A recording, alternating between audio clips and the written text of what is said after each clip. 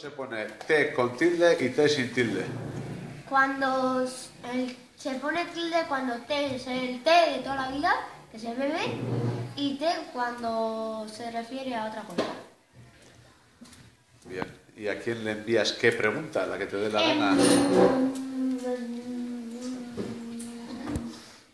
A un hincha, ¿qué son los demostrativos? No tengo ni idea. ¿Y a quién le mandas el rebote?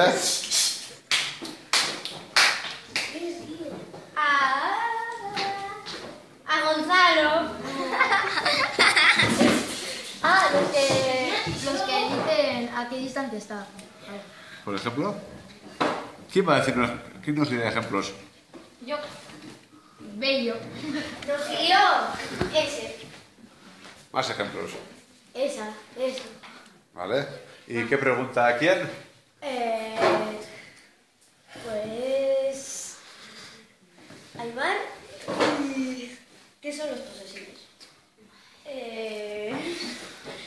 Los posesivos son palabras que nombran de quién son, de quién es el dueño. Por ejemplo, tuyo, suyo o... ¿Alguna pregunta a otra persona? Sí, arrativen, que son, di una monosílaba con tilde. No tengo ni idea. No tengo ni idea.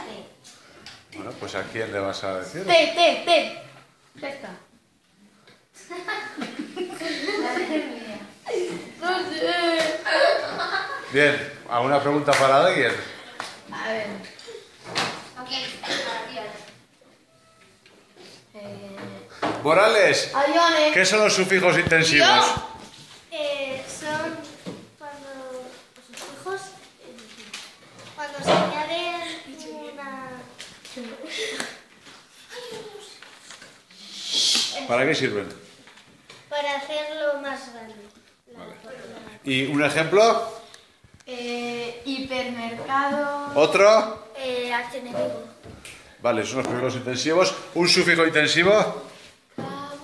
No, ese no.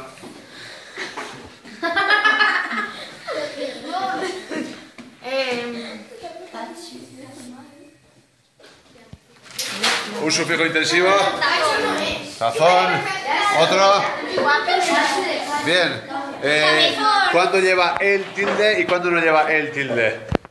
Cuando se refiere a la persona lleva tilde. ¿Sí?